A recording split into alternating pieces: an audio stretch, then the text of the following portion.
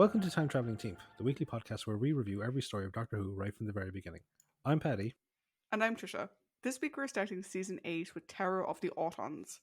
We'll be discussing the Doctor, the companions, the villains, and give your thoughts on the story as a whole. We would also love to hear your thoughts on the story, so in order to join the discussion, you can check us out at Time Team, that's TIMETEAMP on Facebook, Twitter, and Instagram, or you can email us at timetravelingteam@teamproductions.com. We actually have an email from one of our listeners who recently got into the podcast, Fred Williams. So Fred said that he saw us on Facebook and he's been binge watching Classic Who from the beginning, found our podcast, and he's just got on to part 2 of Dalek's Master Plan. So Fred, get ready for that slog. He also gave us a very interesting trivia note, because do you remember when we discussed the Romans, we talked about the very campy way that Nero was portrayed? Yeah. So he said that Carry On Cleo was released a month before the Romans aired. So he feels that might have affected the tone of Nero's portrayal and the comedic elements of the chase sequences. Oh. Which is actually a very good shout, because that is Julius Caesar. And it's Kenneth Williams as Julius Caesar. And I love Kenneth Williams, and it's just funny to watch him do his things. And he just told us that he was a baby around the time of Unearthly Child, and he's vague memories of the Troughton era, but he remembers this current era a lot more clearly. So once he gets here, he'll be able to watch along with us. So Fred, thank you very much for your email. And also, as well as always, thanks to Dan and Paul from Half Measures for always shouting out about us at our social media. And one of their listeners, Fred Tadaro, who voices Starscream in the Transformers franchise on Netflix at the moment, also liked us. So hi, Fred. And hi, Frank. Hi, Fred and Frank. 2 Fs. Hi, guys. Hi. So that's enough of my inane natter at the start. Now for my inane natter in the next part of the start. So for the story summary. So, ready? Yep. Cool. Episode 1. At the International Circus, things are progressing as normal, with guests filling in to witness the various spectacles. The manager of the circus, Luigi Rossini, is doing his rounds when he hears a strange wheezing sound fill the air, and he sees a horsebox van materialize from thin air. He goes to investigate it and encounters its occupant, a stern-faced and darkly dressed man who addresses himself as the Master. Thinking that he is auditioning, Rossini tells him that he has no need of a magician, but the Master says that he has need of him, addressing him by his actual name of Lou Russell. Russell is taken aback and drops his fake Italian accent and goes to attack him, but the Master stops him with a hypnotizing stare and orders him to follow. They make their way to the aerospace facility, where Russell deals with the guard whilst the Master takes something from a display case. In the unit HQ, the Doctor is working on a component from the TARDIS, which doesn't seem to be going overly well, when he hears a knock on the door.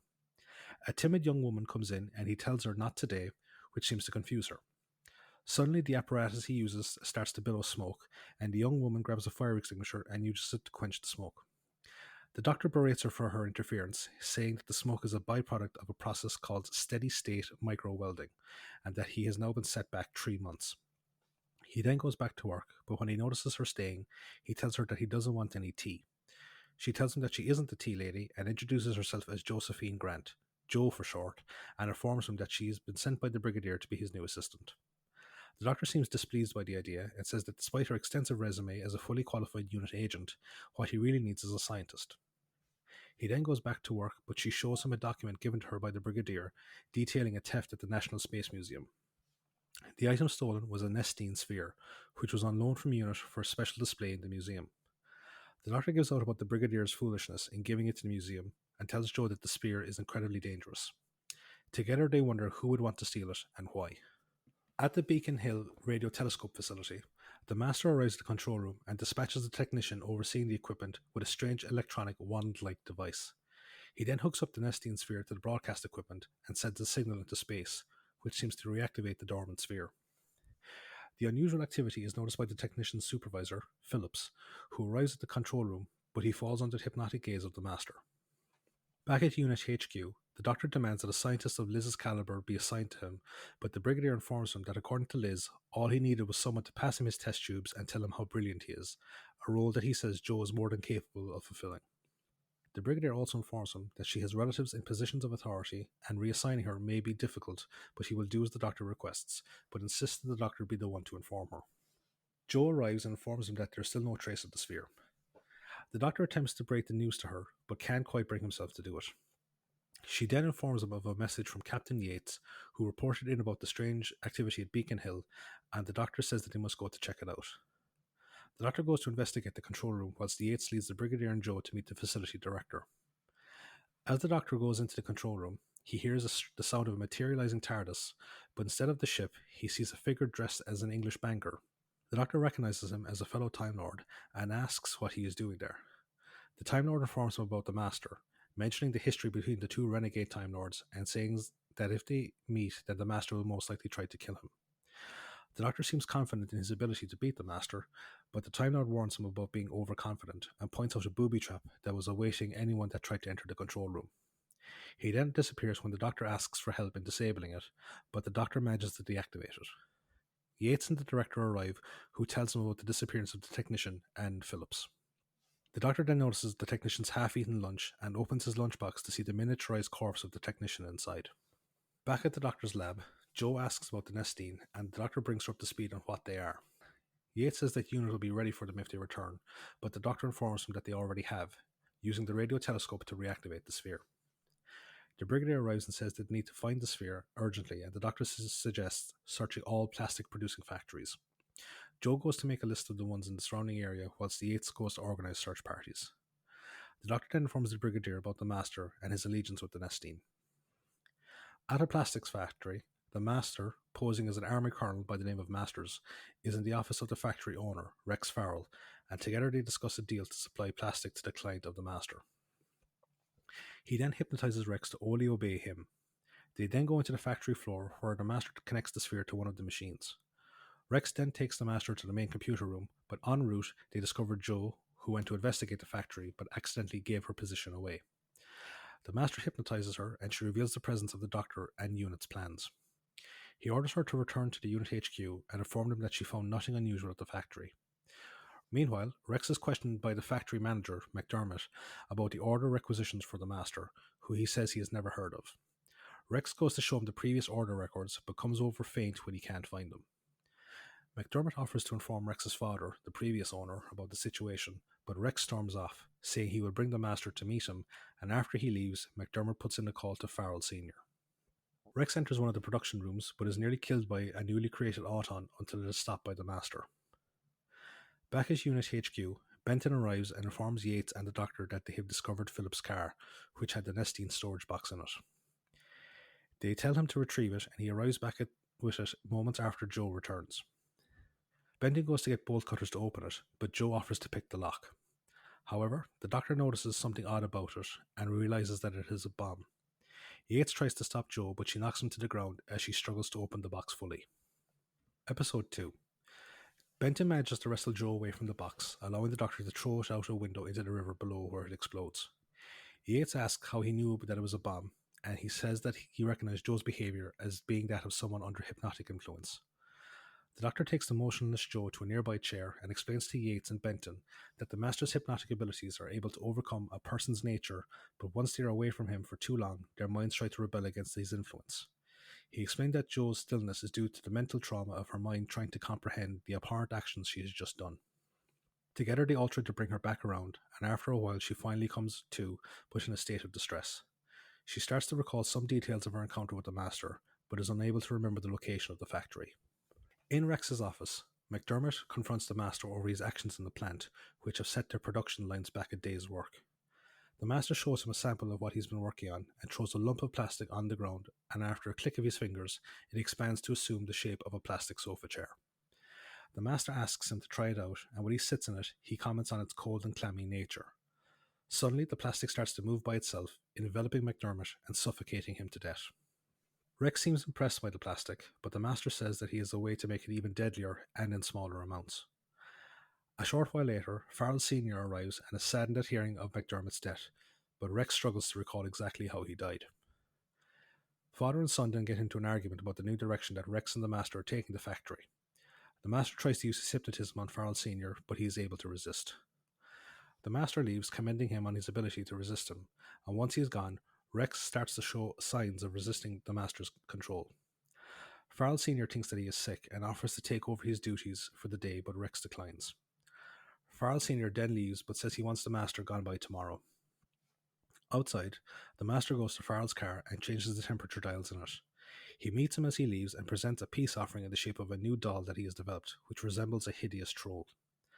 Farrell Sr. refuses it, but the master puts it into the car anyway and watches as he drives off. En route to his house, the doll starts to come alive as a result of the increased heat in the car, but returns to its motionless state when Farrell Sr. turns down the temperature and opens the windows.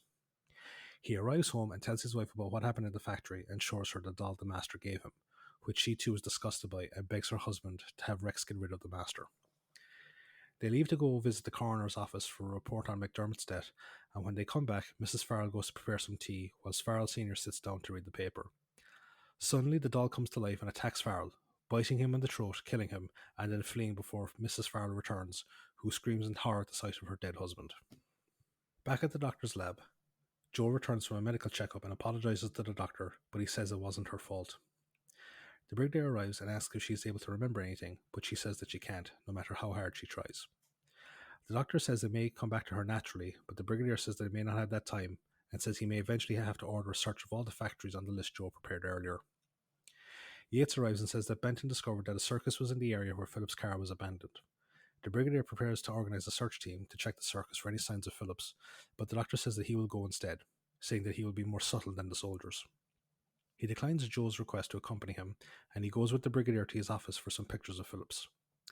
After they go, Jo bemoans her part in the bombing and her inability to remember her encounter with the master, but Yates tries to placate her, which leads to her to rail against him and the others for treating her like a child. When Yates tells her that she is acting like one and suggests she follow the brigadier's instructions, she gives him a smile and agrees. Back at the factory, Rex says that his father may still interfere in things, but the master tells him that he has matters in hand. Rex then asks about the abandonment of Philip's car, saying that it is an easy clue to follow. The master says it is bait for the doctor, who he intends to kill once he arrives there. The doctor arrives at the circus and begins to ask the circus hands if they have seen any signs of Phillips. Unbeknownst to him, Jo has stowed away in Bessie and begins to follow him. As he makes his way through the circus grounds, the doctor recognizes the master's TARDIS, but before he can get into it, he is apprehended by Russell and the circus strongman. They take him into Russell's trailer and tie him to a chair for questioning. The doctor tries to offer him a bribe to let him go, and Russell has the strongman take his wallet off him, which he opens to find nothing but a picture of Phillips. The doctor notices that he recognizes him and says that Russell needs to tell them what he knows, lest he get into trouble. Outside, Jo calls the brigadier from a payphone and gives him an update on the situation, and he orders her not to do anything except watch the trailer until he arrives with reinforcements. On her way back to the trailer, she notices Phillips enter the master's TARDIS. The doctor notices Jo's reflection in a mirror and signals for her to do nothing. Russell leaves to go inform the master, and after he leaves, the doctor distracts the strongman long enough for Jo to sneak in and knock him out with a vase.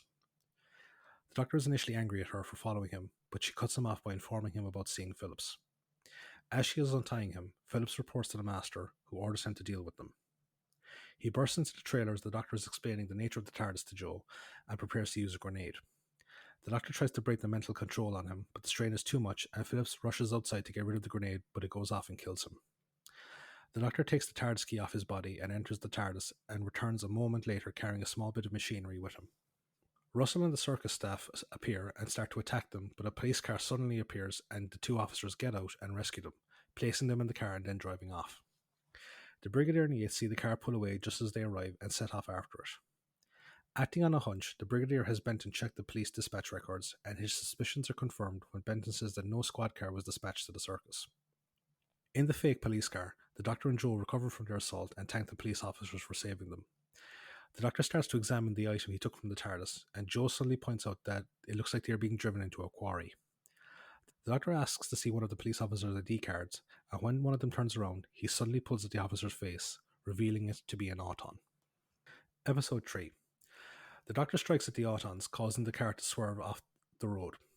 Together, he and Jo flee as the Autons pursue them, taking cover in a nearby hedge.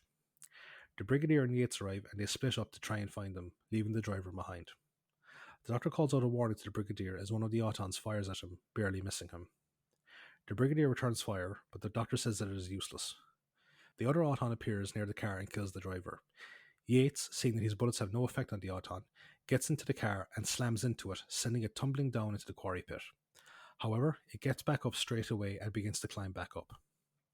The Doctor and Joe make a break for it, and together with the Brigadier, they rush back to the car and flee as the Auton fires after them.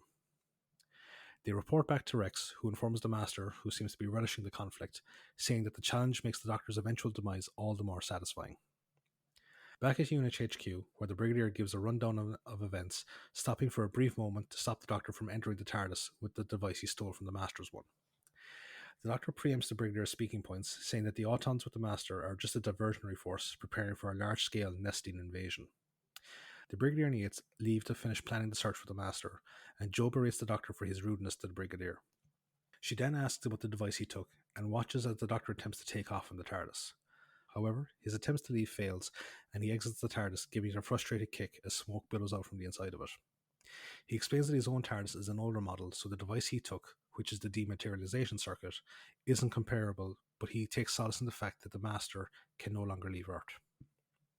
Back at the factory, Rex is examining a plastic flower, but the Master tells him to be careful. The Master reveals it as their new product, which will be given out as a free sample throughout the area. Rex is then sent with a party of disguised Autons to distribute the flowers to the public as a promotional stunt. The Autons then try to speed up the process, exceeding the Master's directives, but Rex, struggling against his mental conditioning, tells them that they must stick to the plan. In the Doctor's lab, he frustratedly tears up the latest reports from the Brigadier's search teams as they yield no news on the Master's whereabouts. The Brigadier arrives with a ministry representative named Brown Rose, who has come with a list of suspicious deaths. The meeting gets off on the wrong foot when Brown Rose condescendingly comments on the Brigadier's leadership style, but the Doctor comes to his defense, name-dropping Brown Rose's superior, which brings the embarrassed ministry representative back to the topic at hand. The only thing linking any of the deaths are the names of the first two victims, which are McDermott and Farrell Sr. The Doctor and Jo go to visit Farrell's wife, who tells them about the goings-on at the factory, and the Doctor realizes that the Master is the person Rex is working with. She tells him about the doll that Farrell brought home. She tells him that the bizarre fact that the doll was on the radiator when she left the room to make the tea, but after her husband's body was taken away, she found it near a window on the far side of the room. Meanwhile, at the Doctor's lab, an engineer fits a newly requisitioned phone with an extra long flex cord, which the engineer tells the observing Yates is most likely to allow the Doctor to move freely whilst talking.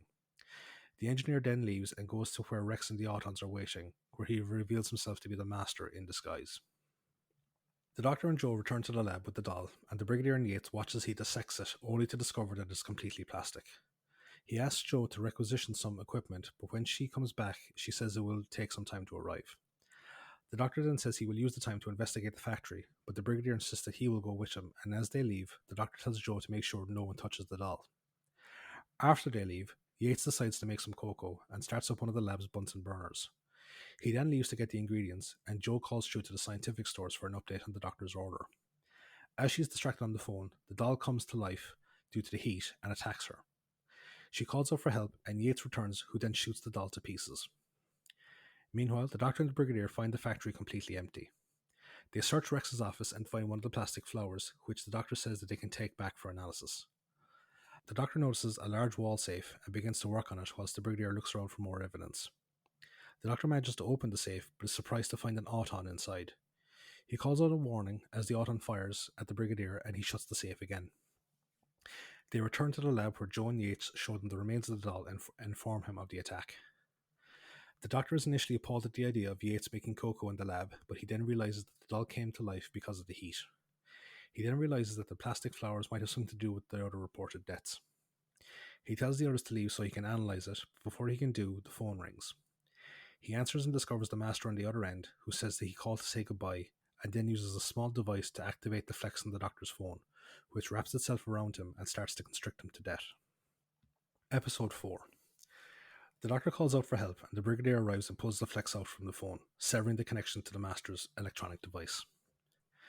The Doctor explains that the flex was imbued with the power of the Nestines, meaning that anything made from plastic is a potential weapon. He then starts to examine the plastic flower that they brought back from the factory, using a handheld burner to heat it up, but the flower doesn't respond. Meanwhile, the Brigadier has made a breakthrough after realizing that a rental slip he found at the factory for a bus seems to coincide with the start of a promotional tour handing out plastic flowers. Yates brings this news to the Doctor, but he isn't able to give any information on how many flowers were handed out or where they were given out. The Doctor goes back to his analysis and discovers that the flowers seem to have some sort of chemical response code programmed into them, but he can't tell what the code is or how it's activated. The Brigadier and Yates arrive and inform the Doctor and Joe that they have located the bus and the Autons at the quarry where they were initially taken to, with the Brigadier saying that he has organised an airstrike on the area.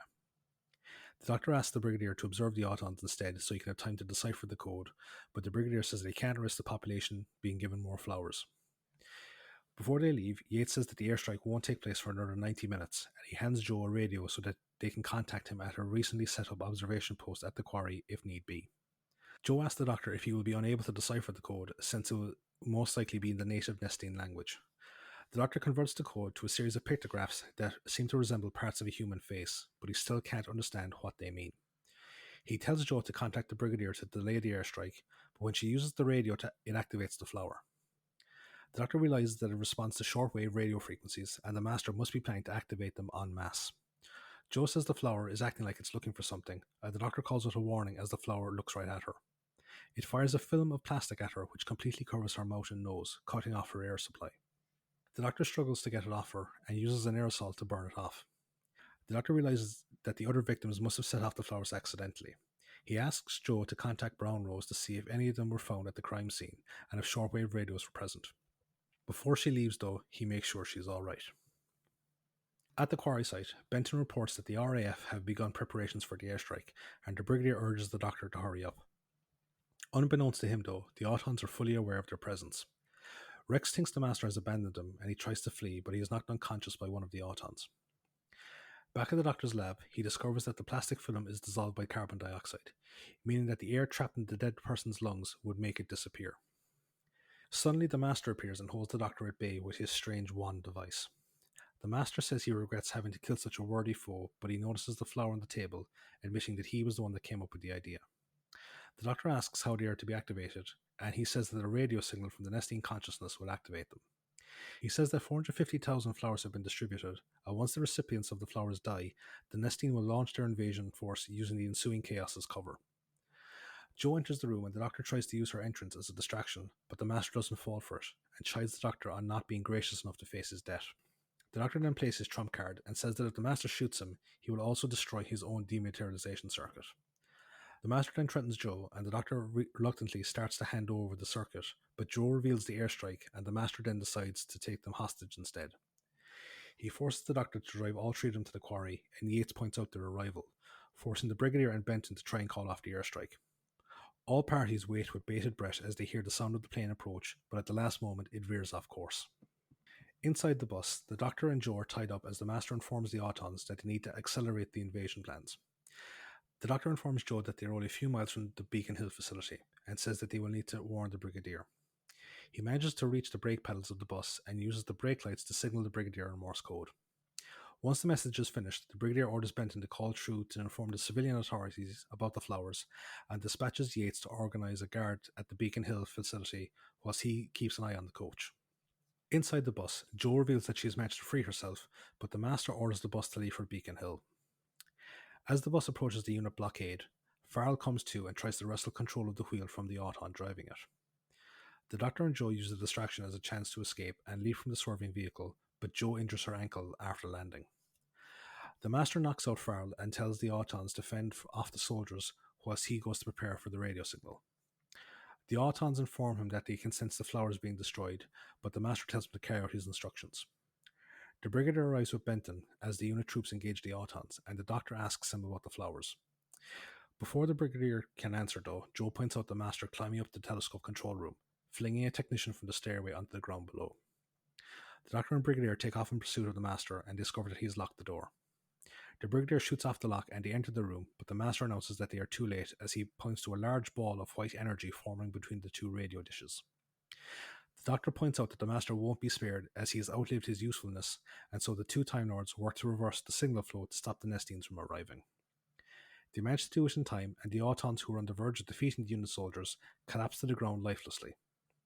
The shock wave caused by the signal reversal throws the Doctor and the Brigadier to the ground, allowing the Master to flee for the bus. They chase after him and watch as he suddenly re-emerges, seemingly to surrender. The Doctor warns everyone that it's a trick, and the Master suddenly brandishes a gun, but he is killed by Yates before he can get a shot off. The Doctor then reaches down to the body and pulls off a mask, revealing it to be Rex who was killed instead, and they are suddenly forced to die for safety as the real Master drives the bus through them in an effort to escape. Later at Unit HQ, the Brigadier reports that the bus was found abandoned, and Joe guesses that the Master has fled from Earth. However, the Doctor reveals that the dematerialization circuit he gave him was the broken one from his own TARDIS, meaning that the Master is now stranded on Earth as well. The Doctor says that he will most likely pop up again, and says to Joe that he is looking forward to their next encounter. End of the story.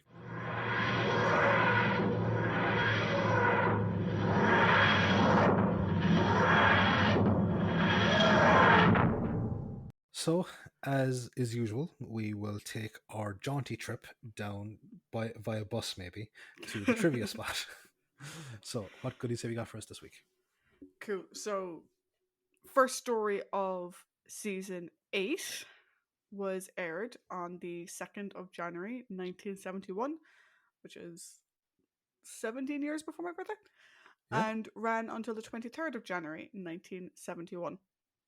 The writer for the story is Robert Holmes. This is story 4 out of 18 for Bob. We previously just saw his work in The Autons, Space Pirates, Spearhead, awesome. Yep. And we'll see his work again in Carnival of Monsters, The Time Warrior, The Ark in Space, Pyramids of Mars, The Brain of Morbius, The Deadly Assassin, The Talons of Wenchang, The Sunmakers, The Ribus Operation, The Power of Kroll, The Caves of Androzany, The Two Doctors, The Mysterious Planet, and The Ultimate Foe.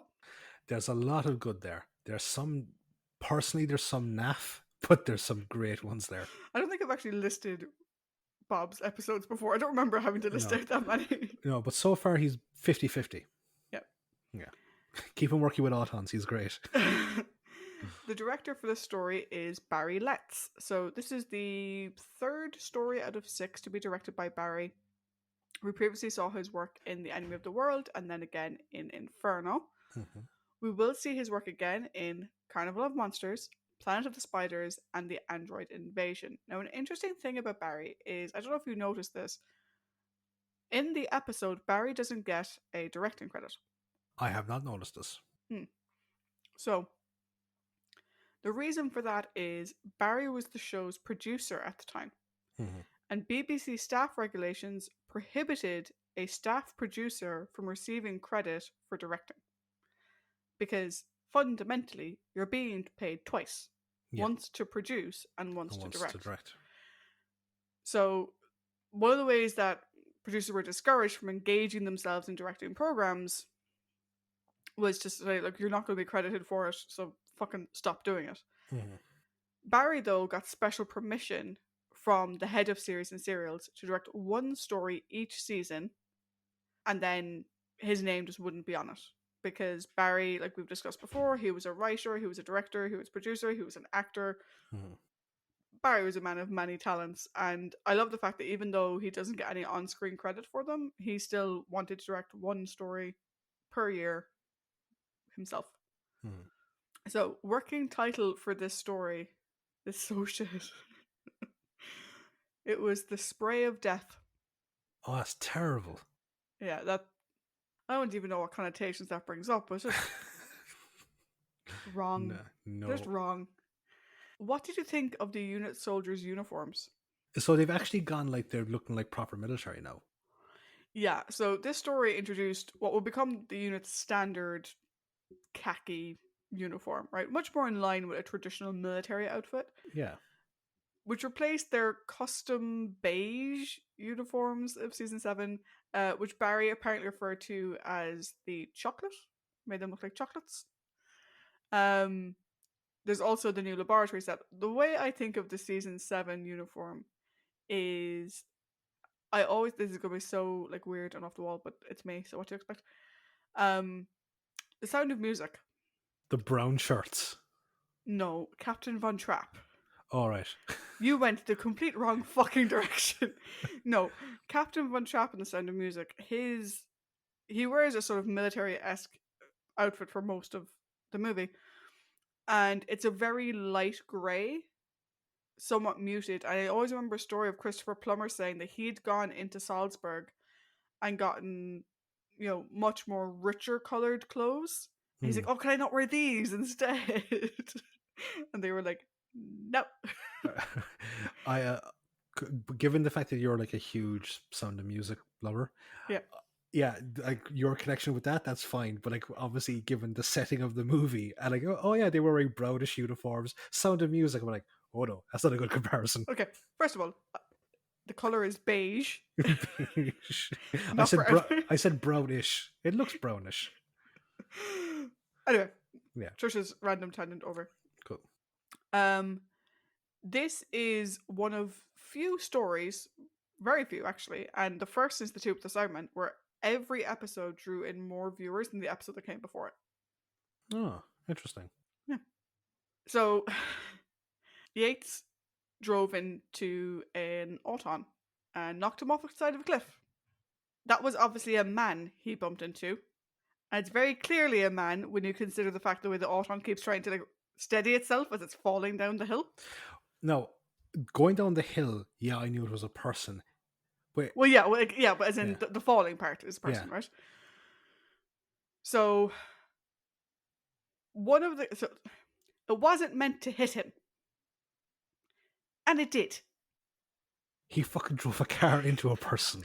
So one of the cars accidentally rammed into Terry Walsh, who we're probably going to hear Terry's name a lot in trivia. He was the stunt guy on a lot of John Pertwee stuff and a lot of Tom Baker stuff. And he often did their stunts, so he's like their stand-in for both of them. Yeah. So he was playing the Auton policeman. It knocked him off the top of the hill he was standing on.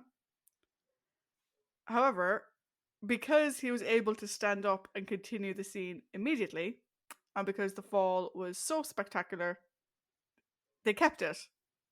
And that's the version they went with. Terry Walsh is hard as fuck. Oh, he is. We're going to have some great Terry Walsh stories going forward. There's one particular from, what the fuck is it? I have so many of the Cybermen stories. Revenge of the Cybermen? Is that the Fourth Doctor one? That's the Fourth Doctor one. Yeah, there's a great Terry story from that one as well. I actually think, and no, I guess it probably will be a trivia point, but I think Terry plays like the champion of the Prince of Peladon in. I think he does, yeah. So yeah, Doc gets to fight his own stuntman, but so like obviously he had to get a different stuntman. So, in the scene where the doll thing attacks Joe, right? Barry had intended to film a shot of the doll running across the workbench. However, the guy in the doll suit passed out from being in the costume for so long and the intense heat, and so they had to abandon the idea. And just for listeners, so the way that the doll is done, I can't remember the name of the technique. CSO. CSO, yeah. So the doll is shot in CSO, which is like that. Pre-green screen color separation overlay. Yeah, exactly. Yeah. So it's and the doll is ugly as fuck, but it's also like a really big like kaiju Japanese monster suit. Yeah. So imagine shooting this in I'm going to say a very confined studio. Yeah. Yeah. So they abandoned it. And first, they got some great shots of that. It's fucking creepy as fuck. Oh, it's. I will probably get into it in the overall, but in terms of creep factor, this one I think is better than Spearhead in terms of creep factor. Maybe, yeah.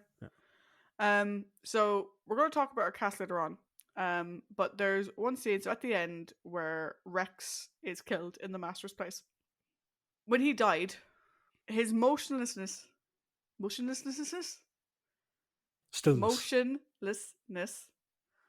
was so convincing that people thought he may have passed out while having the mask over his face. But do you know what it was? Acting. This is surprising. I didn't know this because obviously there's a lot of gaps in my Doctor Who watching history, as we've discussed before.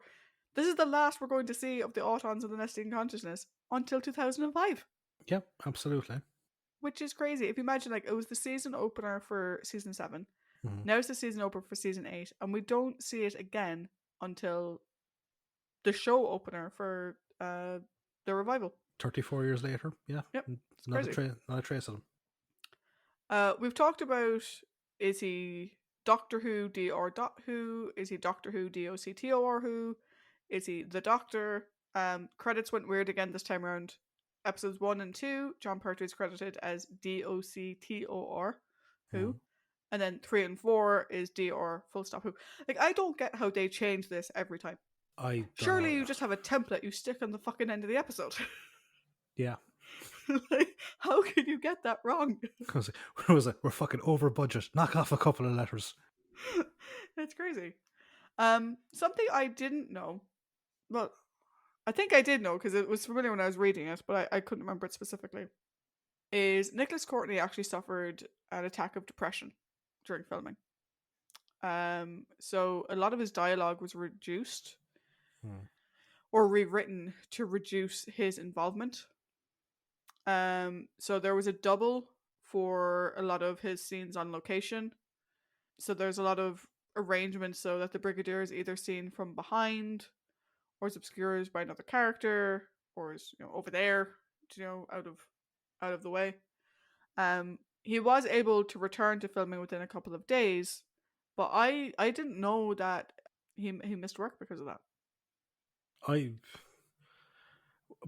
suppose, like, because I've only ever seen him. Like, I've seen him in the show, and I've seen a few, like, fan convention videos or interviews, that Mm. kind of stuff. And he seems like a very happy individual. But I Yeah. suppose it goes to show that smiley on the outside. Oh, yeah, I mean, he was absolutely lovely when I met him. Hmm. But yeah. Apparently, though, there is one scene in episode 3, and I had read this trivia before I watched the episode, but my brain didn't catch it. Where you can tell that it's clearly the double because he's not wearing military socks; he's wearing white socks. Isn't he though? Isn't he the one, like, his cane interfered with your shirt or something? No, No. Okay. no, he was the one who accidentally snapped my bra. Gotcha. That's what it was. Yeah, purely by accident. He was putting his hand on the chair, and his thumb caught my bra strap. Yep. Hey, it gives me a story. Fuck it. Yeah. Okay. Absolutely. And he was very apologetic. It's like when Warwick Davis called me Penny, and I was too polite to correct him. Well, yeah, because it was him that, yeah. So, this is the story for another day, but we've started now. Yeah. Paddy and I have nicknames for each other, which are Chris and Penny. Yep. The reason for that being, when I met Nicholas Courtney, Paddy wasn't there, but I got his autograph for Paddy, and so I had 2 photos of Nicholas Courtney as the brig, and one was to Paddy, Nicholas Courtney, and he said, "And what's your name?" And I said, "Trish," and he wrote Chris. I still have it. I don't care, right? It was written to me. And then a couple months later, Paddy met Warwick Davis, who wrote Tricia, fine. And then instead of Paddy, wrote Penny. Penny, yep. So it's Trish and Paddy and Chris and Penny. And when I met Kenny Baker, who played R2D2, the same thing. He called me Penny. So I was like, cool, that's my name now. This is a good convention tip for people, right? And I have done this at every convention I've gone to since, particularly ones that are really, really busy, where people like have a sticky note with your name clearly spelled out in block letters, so they know exactly what to write. Definitely, I agree. So, jumping back into what we're talking about, as opposed to weird tangents about autographs and whatever. In the original script, the Master's bomb went off when the Doctor tried to open the box by remote control. But it was Terrence that reworked it to give Joe a more prominent role in that scene. I'm going to talk about that scene when we get to talk about Joe, because I have questions. The troll dolls were meant to have a greater role in the story, and apparently they would have explained why the Master was so interested in the circus. Like, why did he start with the circus? Originally, the circus would have been used to distribute the toys. So you would have had the dolls being distributed as well through the circus, which makes more sense than him just rocking up to a circus and then never going back there, really. I actually did see, that was the thing. Was I always thought the circus was a very strange starting point. Yeah. Apparently it was meant to be more, and it was changed. Originally, it was the Brigadier who was strangled by the phone cord as he tried to tell the police the truth about the troll dolls. I find it funny. Now, I would have loved to have seen Nicholas try and act that out. Yeah, definitely. I really would, but I like what we got with John. And I love the fact that, like, the Brigadier had left. So he'd gone off somewhere. And the doctor's calls for the Brigadier, not knowing where he is. And it's actually done really cool because the sequence is shot in reverse. Yeah. Yeah. It was done really well. And Barry was really great at that kind of stuff. He was Yeah. fantastic. Another So, originals. Sorry, go on. and also, so was John, like, for being able to act in reverse. Another original script deviation: the daffodils and the troll dolls would be animated when the temperature reached a certain level. Right, so this is sort of what they used for the troll dolls at the start, but it was meant to be the daffodils were doing the same thing. Mhm. A level that would be obtained due to a somewhat fortuitous oncoming heat wave in Britain. Hmm. However, it was kind of felt that would be a bit illogical, and like the fact that like the master would have to plan out his takeover based on, you know, the weather. Yeah. It was decided to use a broadcast signal. So like, oh, they tested it with the heat, but then they went with the broadcast signal as the final thing. The master also originally used an Auton disguised as himself as a decoy. Although the fact that he used Rex, I think, it's such a gut punch, and we'll Yeah. get to that in a while. There's a lot of trivia on this one. Yeah. The Well, story it's kind of originally, very yeah, significant. Very yeah. significant trivia.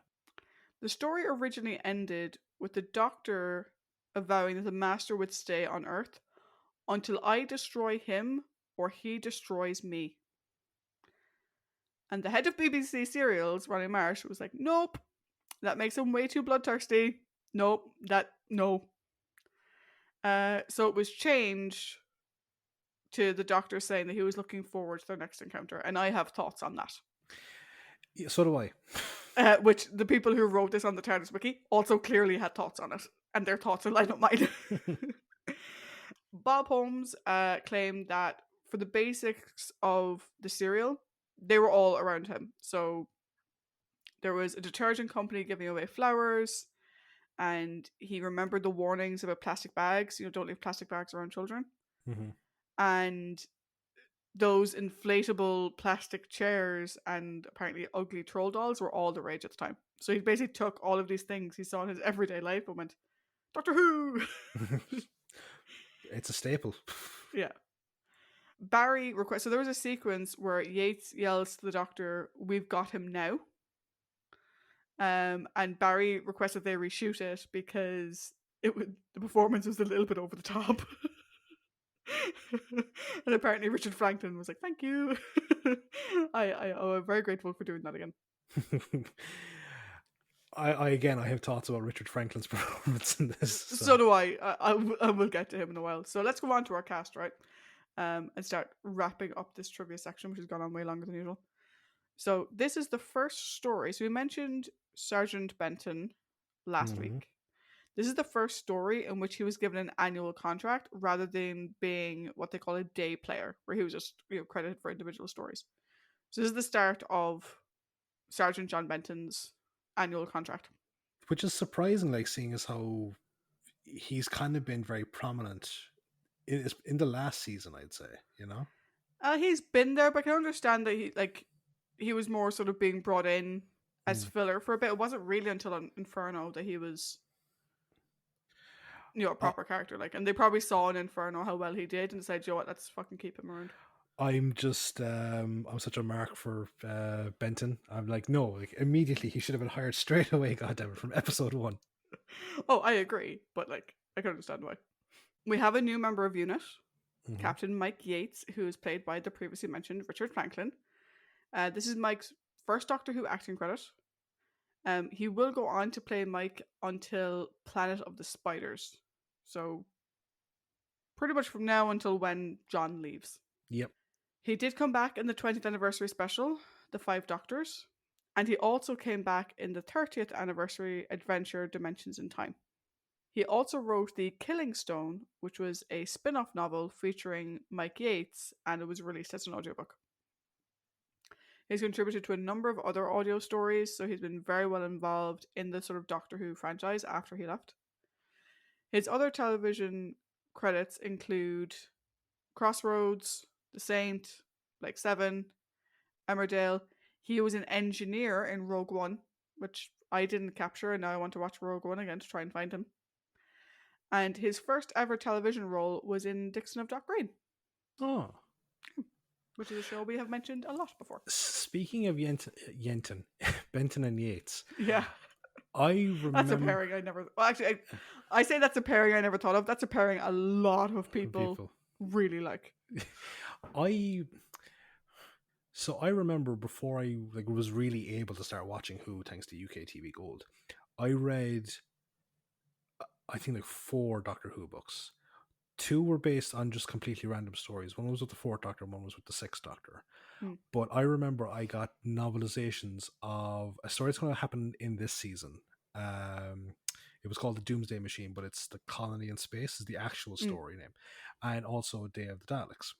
Hmm. And even then, I always remembered I preferred Benton to Yates.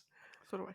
Yeah, look, we'll get into it over time. And I remember liking Mike a bit, but not as much as I love Benton. So we'll see how the second time around goes. Yeah. As Rex, we have Michael Wisher. So this is the third Doctor Who appearance for Michael. He did some uncredited voice work in The Seeds of Death, and he was also in The Ambassadors of Death. He was the News reporter, news reporter. and Yeah. you can't recognize him. No, Completely I indistinguishable. completely missed it until you pointed that out to me the last time. Yep. In total, Michael appeared in 10 stories, either providing voices or actually appearing on screen himself. So we'll see or hear him again in Carnival of Monsters, Frontier in Space, Planet of the Daleks, Death of the Daleks, Genesis of the Daleks.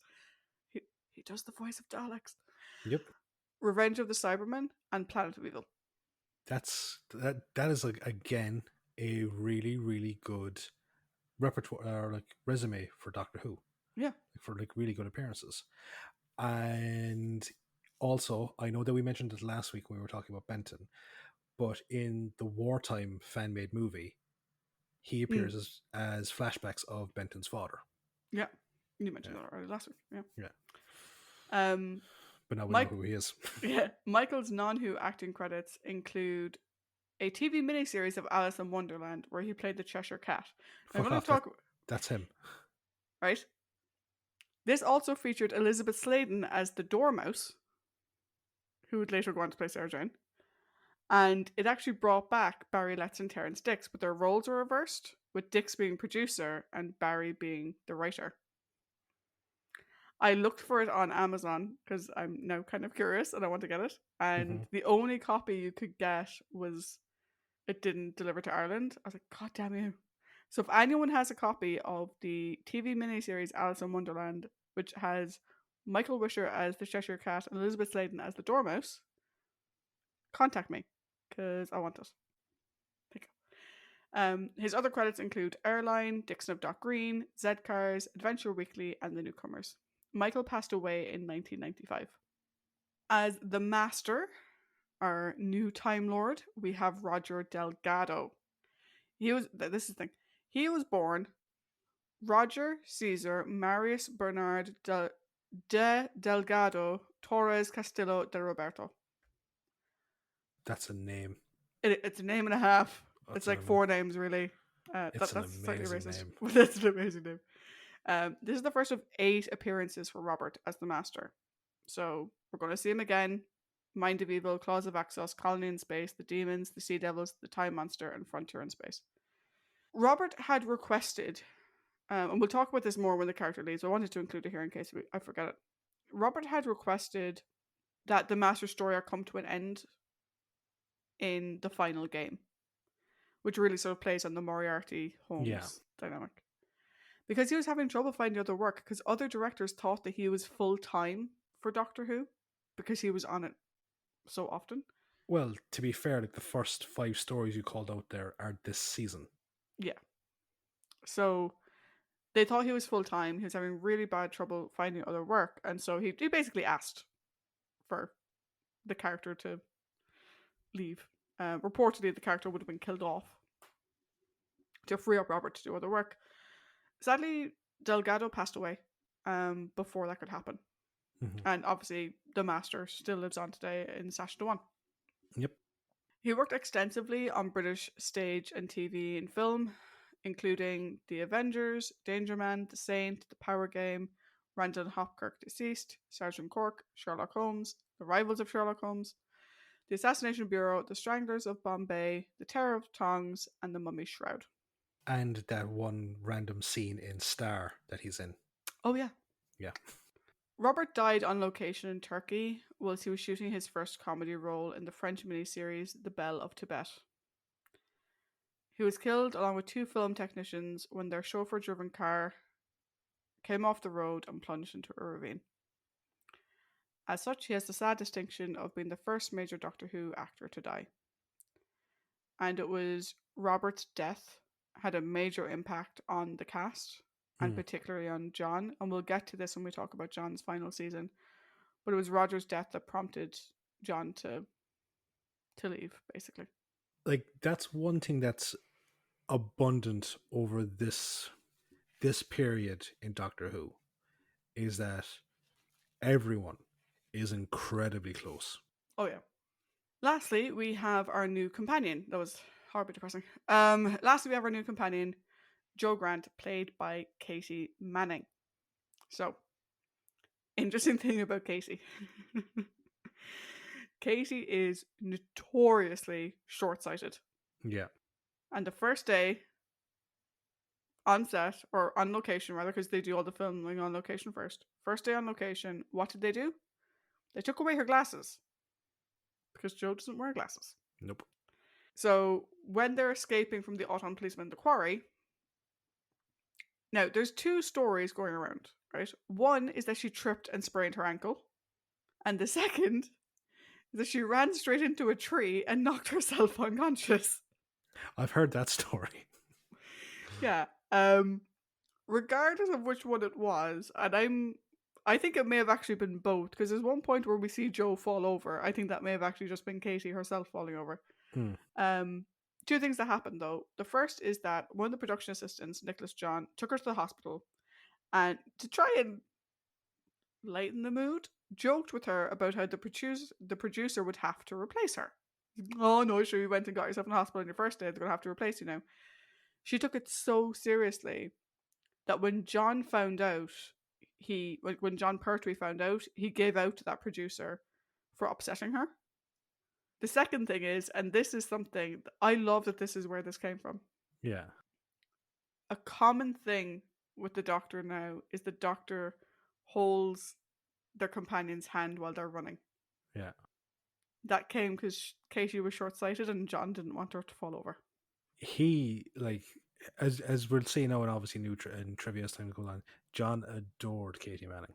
Oh, he did, like 110%. But I love that like that's such a common, it's an iconic thing. Like it's almost like take my hand if you want to live, right? For Doctor Who, and it came because Katie's short-sighted and John didn't want her to fall over.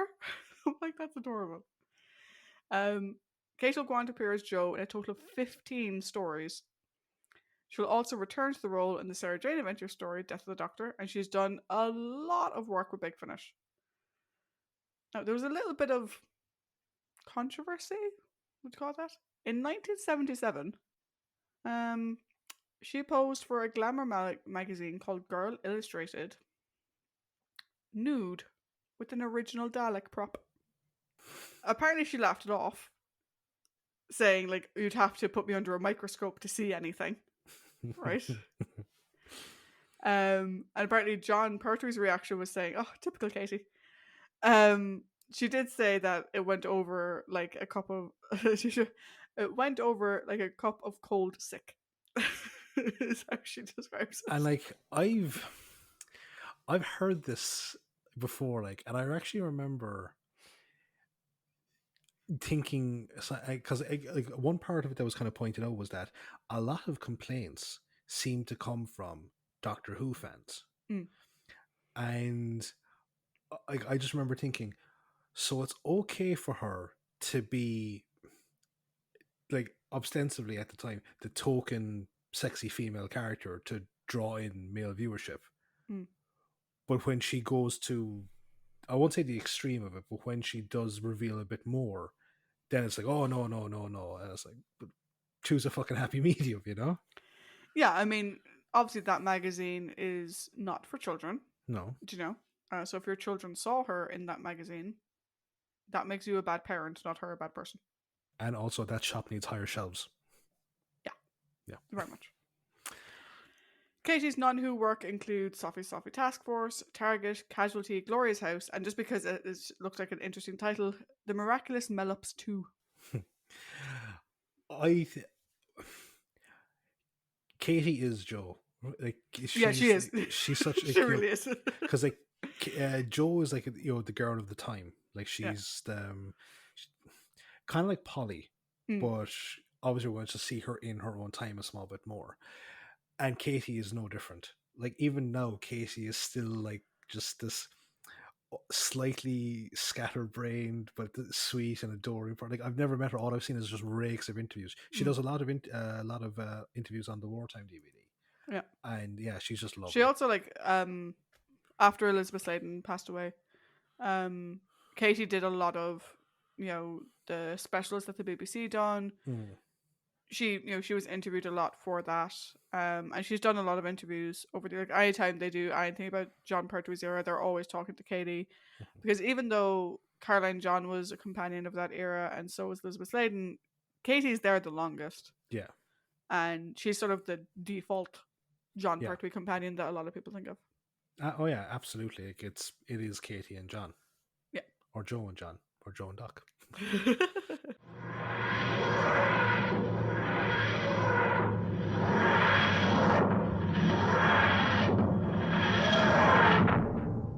Cool. So, very long trivia section there. I think you're trying to muscle in on my summary time. Well, you've been having all these 7-episode stints to just Yeah, natter away, so I yeah. wanted to take some time back for myself. To just bore the shite out of people. So, guys, we have arrived to the character discussion. So, as always, we have the Doctor, we have the companions. So we'll have Joe, the Brigadier, Yates. I'm disgusted that there's no Benton. No, he's not. He's in We'll it for just say like, no. Benton did good. yeah, Benton did good. He wanted a lot of it. Benton, good boy. Yeah. I'll see. I feel like I should have put it in the trivia, but this story has, it's the first instance of one of my favorite things. Trap one, Greyhound to Trap one. It's the call sign between the unit crowd. It's like Greyhound, Trap one to Greyhound, or whatever way it goes around. I I love do it. find it interesting that HQ is called Trap One. I wonder where that Yeah, name came from. Greyhound makes sense. yeah, but that's where greyhounds come from. Traps. I suppose we think about that. Yeah. Yeah. They wouldn't really call it slip one. So yeah, we have Joe, the Brig, and Yates. Mm-hmm. We also have a prominent character. No, I put him as a prominent character of Farrell. Yeah, Rex. Yeah, sorry, Rex, because Farrell Senior is there for like one episode. Mm. And then we have the villains of the Autons and the Master. So, the Doctor. And clearly, from the trivia spot, we both have feelings about the Doctor in this one. So, who goes first?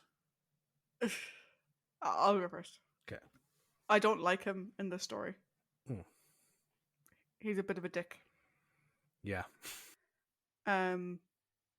What the hell was his initial interaction with Joe? First of all, there's no need to call people names. Yeah, so when Joe uses the fire extinguisher, he calls her a ham-fisted bun vendor because he thinks that she's the tea lady. Yeah, so why do you assume she's the tea lady exactly? Hmm. What the hell is that? And also, just by the fact that just by looking at her and the fact that she used a fire extinguisher in what she thought was a fire, Mm-hmm. he assumes that she is not fit to, she is not fit to be his assistant. Yeah. And without even speaking to her properly, assumes she is not a scientist or has no scientific background. And like she says Why? that she says that she took science at A levels. and he goes, "Of course you did." And like just like the way he says it, he says like Such a so condescending prick. Yeah, exactly. And then later on, he treats her like a child or a lost puppy. Now, I'll get to Joe's childlikeness when we talk about Joe, but he doesn't treat her very well at all. And while he does have his usual, sometimes friendly, sometimes antagonistic relationship with the Brig, And he does have one, like the great moment where he stood up for Unit. I thought that was fantastic. Oh yeah, not just unit. He just stood up for the brigadier, and Yeah, just like his leadership is like exemplary. It's fantastic. yeah. But it's the beginning and the end, right? So his interactions with Joe from the off, and his thing with the Master, right? So at the end, big reveal, it wasn't the Master, it was Rex. Hmm. And the Master makes off in the bus.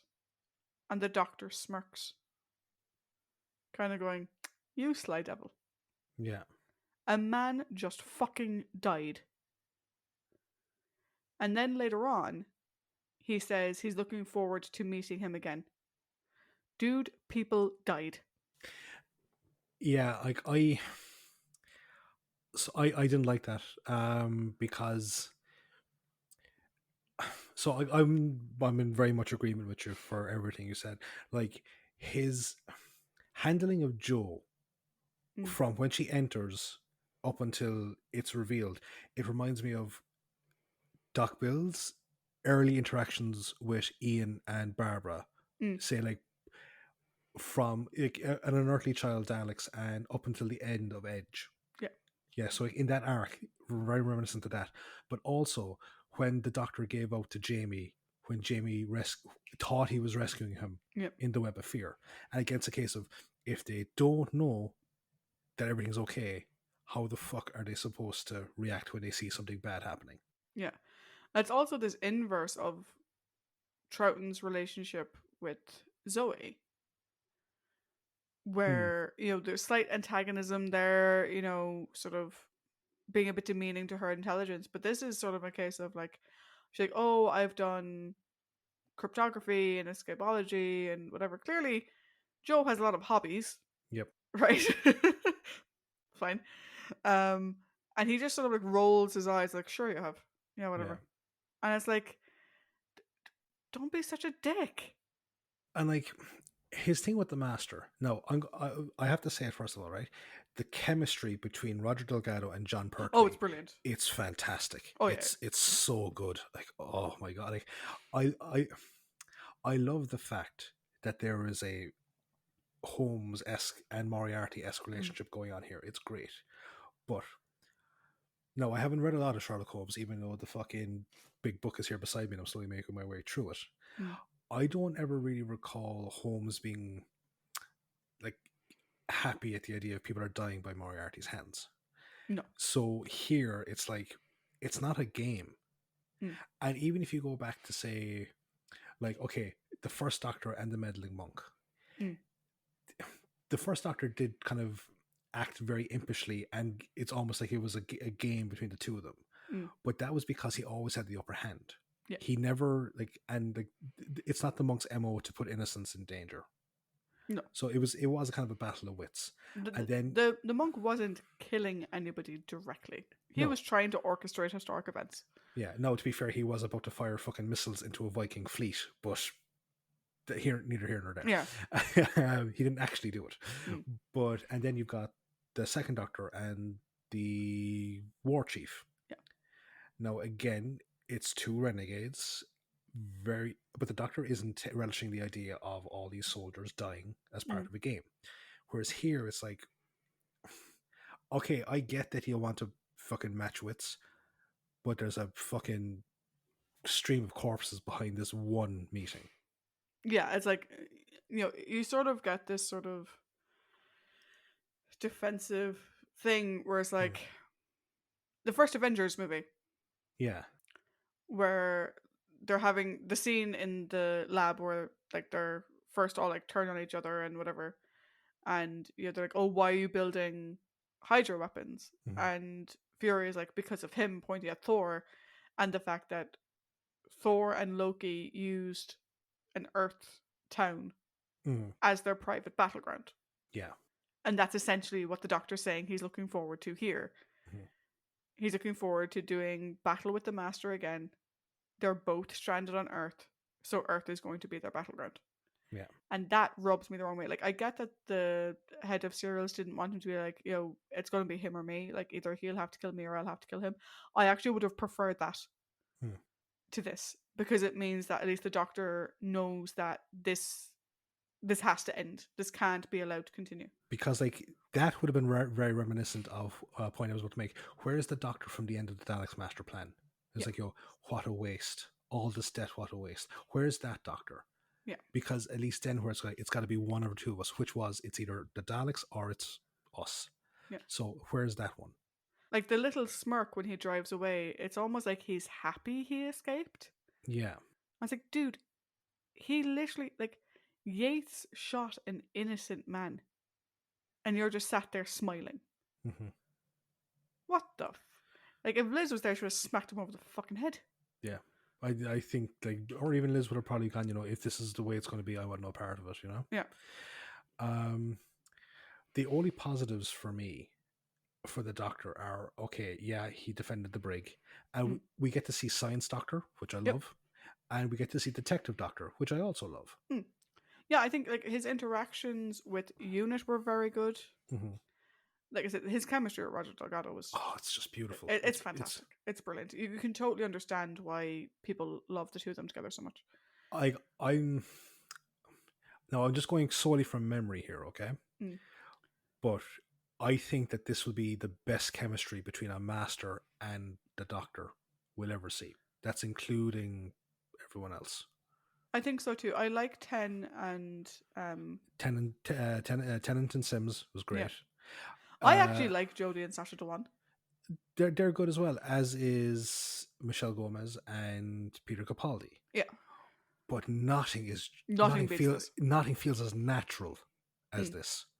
This is like the time that you and I RP that we were hating each other. Yeah. Yeah. There's actually so this season is available on that Blu-ray collector's set, which I have. Yeah. And it has the behind the sofa thing where they have various people from Doctor Who watching the episode, and they actually have Sacha Dhawan watching this. Nice. I've forgotten her name. You're one who plays Ronnie in Sarah Jane Adventures, because they're a couple that I didn't know recently. Mandeep? No, it's not Mandeep. No, that's no. Yeah. Whatever. I'll find her there.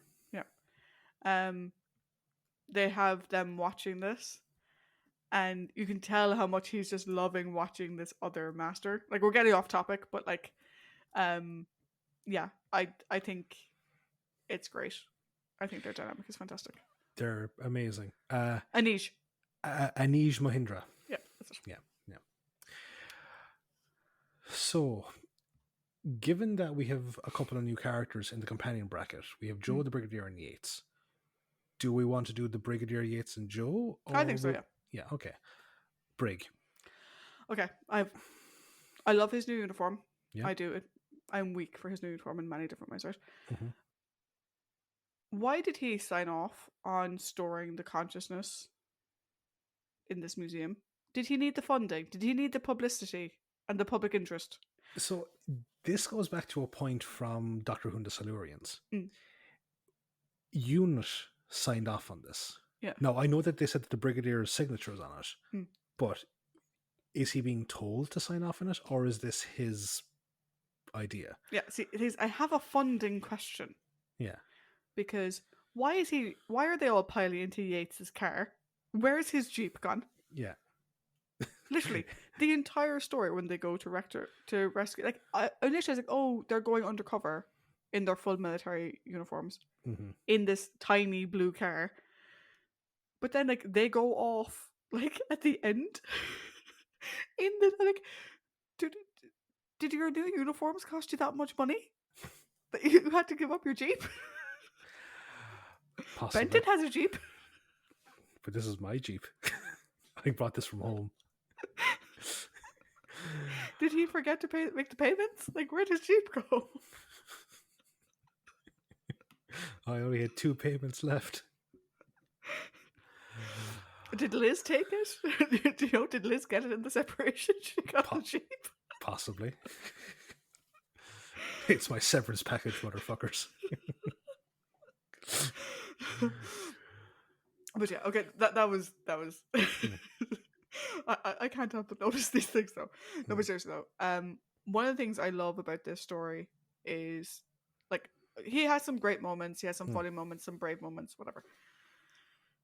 what I love is when he sort of turns on Yates as kind of like, I'm not being taken out of the field just yet, which I Yeah. love because we see this younger military character come in, an officer, not like Benton, who's a non-com. Hmm. And you're like, oh, is Mike meant to be replacing the brig? And we get very clearly from the brig that no, he's not. No. Um, he's not going to be taken out of the field by the younger officer. Brigadier Alistair Gordon Lethbridge Stewart leads from the front. Yeah. And I love that he has cemented here that that's not changing. Yates isn't replacing the brig. No, not a hope. And I do like that, and I liked that scene. I thought it was good. I thought it was a great scene. I love the Brigadier in this. Apart from we don't know who signed off on this, so I'm not going to put it at his feet. Innocent until proven guilty. Um, I love the Brigadier in this because I think this is again quintessential Brigadier. Mm. Decisive leadership from the front, man of action in every sense of the word. Mm. And one thing that I love about this is that he states that and he firmly states it, that his duty is to the people of Great Britain at this stage, right? And like he was like, no, the airstrike will go ahead as planned. But even at the observation post, he's like, "Come on, doctor, give me a reason. Give me to an call out, out. like. Yeah, give me an out to do this." And like, I love that because it's almost like ambassadors, which is like the Brigadier. Like we talked about Silurians at length, and we talked about that decision and that ending that is forever burned into my memory because of this wonderful character and show and sequences. But it feels like everything the Brigadier has done since then is like almost like learning and trying to make up for that. Even if he himself wasn't directly the one making that decision, it's like he's trying to bend the rules as much as possible. That's the way it comes across to me. Yeah, the way I see it is that if you take the Silurians, he hid what he was doing. Yeah. Here, he's like, nope, this is what I'm doing. This is why I'm doing it. I have to do this. Mm-hmm. There is no ifs, ands, or buts about it. But he's being honest about it, and he's giving the doctor time to come up with an alternative. The Brigadier kind of reminds you of like those like those stories about like when like in Ireland in World War II, when for some reason all of our like any RAF pilots that were shot down over here, like they had to be brought up to the border where they would be interned. But like for some reason, whenever they got like within a mile of the border, the driver would get out and stretch his leg for like 15 minutes and then come back to find the car mysteriously empty. Oh yeah, or like Germans are like, yeah, just go over there. Yeah, yeah. Go over there. Right. Like you can have the freedom of the town, just make sure to come back at nighttime. Yeah, but like the Brigadier just sometimes he comes across like that. He's the kind of guy that would be like, "Doctor, I'm very angry with you. I have to take you to prison, but first I'm going to fill out all this paperwork." Yeah, yeah, and it won't be legal until I get to the end of it. Yeah, exactly. So no, I think this is a great story for the Brigadier. My forward summation of the Brigadier in this story: all round good egg. Yep, He's an all round good egg. He is. No, Yates. An all around bad egg. No, that's a lie. That's yeah, no. That's a bit excessive. I don't like Mike Yates. I feel like he's trying to be the new Jimmy. Yeah. What happened to Jimmy? I feel like the Brigadier sometimes wakes up and I go screaming, "Jimmy, Jimmy!" I do have a funny feeling that Jimmy died, and that's why he's not as friendly with people. Yeah. Okay, I'm gonna give you a little bit of history, right? So I only knew Mike originally from Invasion of the Dinosaurs and then Planet of the Spiders. Yeah. I didn't like him in either of those. Mm-hmm. I'd seen scenes of him with Joe and the Doctor, like from this time period. I have never been a big fan of Mike. However, Invasion of the Dinosaurs, we'll discuss that in a couple of months. His character goes through a bit of stuff. Mm-hmm. And in Planet of the Spiders, he's still kind of recovering from that stuff. Yeah. So I didn't want to base my opinion 100% on those. I've now watched his first episode. And Mike, you're not great, dude. Like, you're not Steven. but you're not far fucking off. With Mike, right, I get this notion, and again, look, comparing him to Benton. No, Yeah. it's two different things: officer and non-com, Mm. both reporting to the same man. But sometimes I get the feeling that Mike treats Unit like whether it's a stepping stone to for on a career path, Mm. or he doesn't realize that Unit isn't quite the regular army, so things Yeah. operate differently. But I think he acts like it is the regular army, and like he's built like there's so many kind of things that are like kind of being built up for him. Like, is he going to be the protege for the brigadier, which like in terms of the officer side of things, I Mm. feel like he is. It's not getting off to the greatest start. Possible romantic lead for Joe because of his obvious attraction to her. Although he Uh, treats her like a child. yeah, Never date a guy who treats you like a child. that I don't like. Because she's like, they're treating me like a child. Well, maybe if you stopped acting like one. It's like, I was like, no, they are treating her like a child. Like that is a yeah, very yeah, dude. Like, have you not paid attention? Did you not just see what? Also, she kicked your ass. mm. Yeah, fucking hit him to the ground. Like, and it wasn't a ball shot. She got him right in the solar plexus, so she knows Mm. what she's doing. Um, while he is like, he has some action moments. Like he drives the car into the Auton, and he's there, gun blazing, all this type of stuff. It feels forced. It doesn't feel natural. Yeah, so my things with Mike is he's incredibly condescending to Joe. Mm. Incredibly condescending. Right?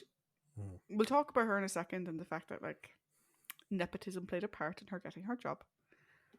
But she is still a member of Unit. And the Brigadier clearly has to put up with her. And you can kind of tell that's kind of where the Brigadier is at with her at the moment. But you also tell he kind of like the Brigadier sort of like when she like is sharing all the information, the Brigadier's kind of like, okay, cool. She's okay. Let's see how this goes. He doesn't want her in the field, and I can understand why. But Mm-hmm. whatever. But Mike is so condescending to her, like, oh, like why don't you just do what the Brigadier says? Do you know, like you're not a grown woman at all. Who has your own agency and who has qualifications and who even if she doesn't feel like she earned her position, that you should have the right to show it. He's so condescending. The other thing is I don't like the violence with Yates. Okay, he hits the guy with the car. Mm. That is understandable, right? But though we never see blood in Doctor Who when people get shot, he shot who he thought was the master like 5 fucking times, including once in the back, after already shooting him in the front. Mm. And then gloated about it. Like, what the hell? So I'll address that point, okay? He has been led to believe that the master is a very, very dangerous individual, and he's seen it. Like, he's seen like the effects of what the master is like. He sees the master pull a gun and he shoots him. Now there's the whole thing of making sure the job is done.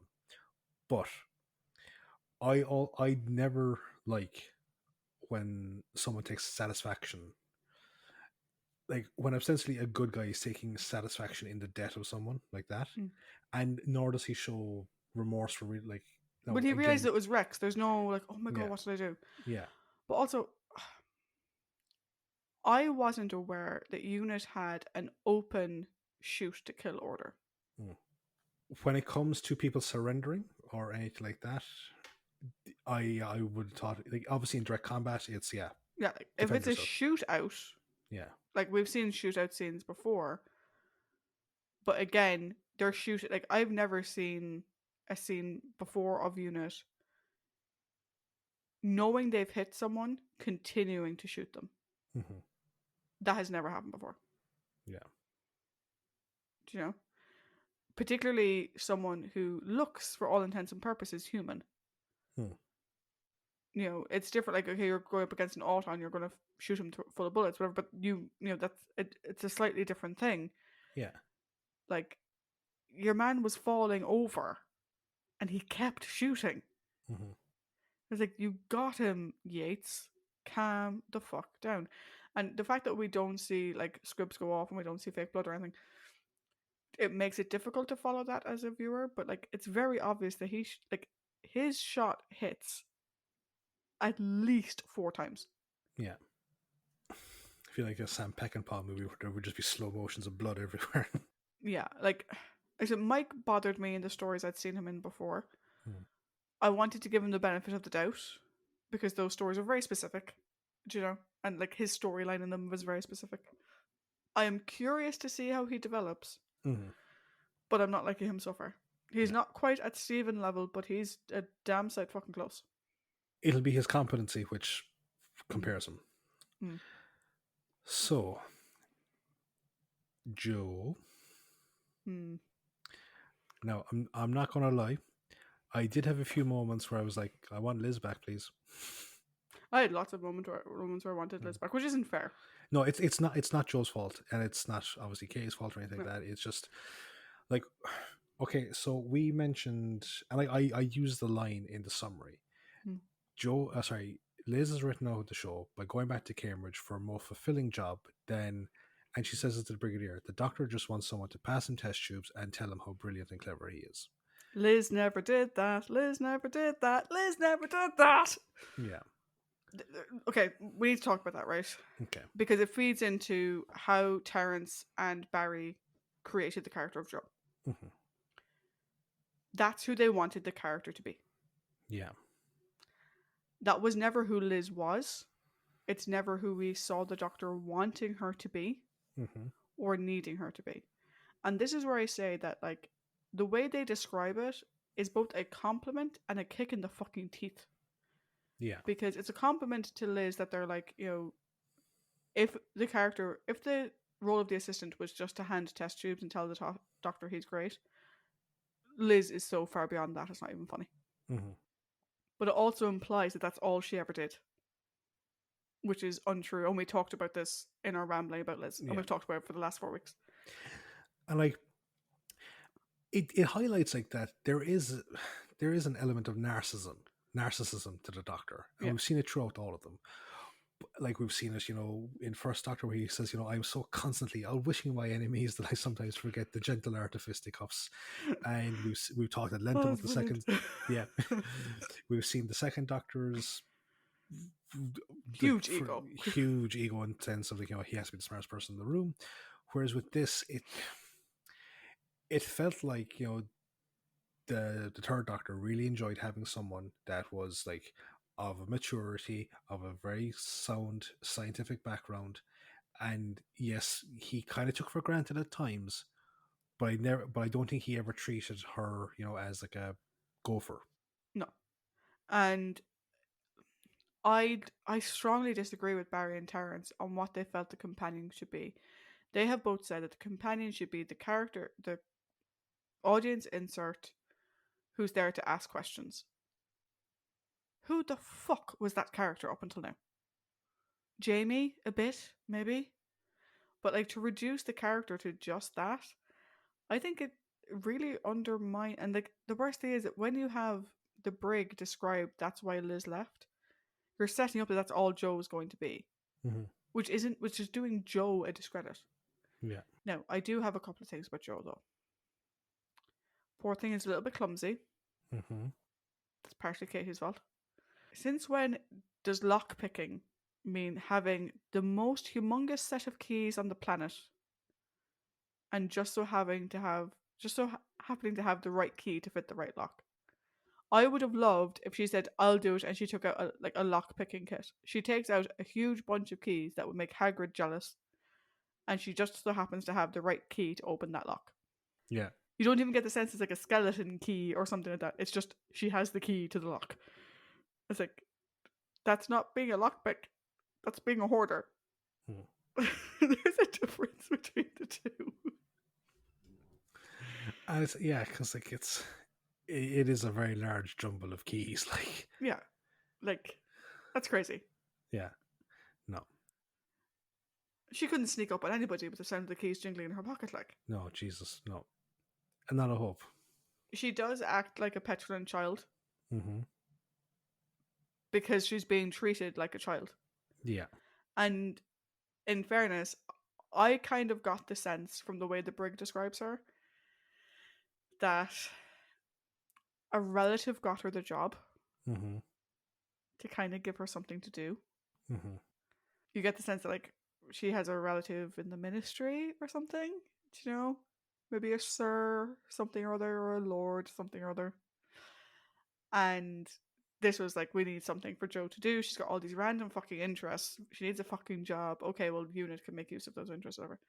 And you get the sense that she's trying to prove herself. I think in one of the novelizations, it's like she's got an uncle in the military or something like that. Mm. Yeah.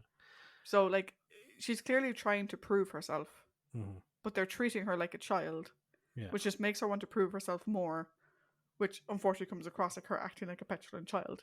Yeah. And it's like, it's this never ending. If you wanted to stop acting like a child, stop treating her like one. Mm-hmm.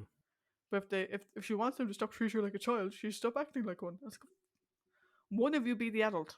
Yeah. But like, and the thing is that she is very, in her appearance in this one, she is very childlike, Mm. because like she's wearing civvy clothes, like she's Yeah. wearing her. She's got a very sweet, adorable face. Yeah, like you can't deny that. But like, she's kind of portrayed as a bit of a klutz, like, you know, Yeah. because like when she's spying on the master, like she's hiding behind a load of bins, and then she gets up and she just happens to fucking clash into a load of bin lids Yeah. that are right in front of her. So Again, yeah, but like, I think that's maybe kind of Joe actually does need glasses. maybe, but like, it's kind of contradictory to some stuff that we see later on, like, because she's the one that says like, well, it's an alien code. How will you be able to read it? This is the thing, right? Yeah. I think Joe would be a great assistant. Mm-hmm. Can you leave her to run experiments independently like Liz? No, No. but Liz wasn't his assistant.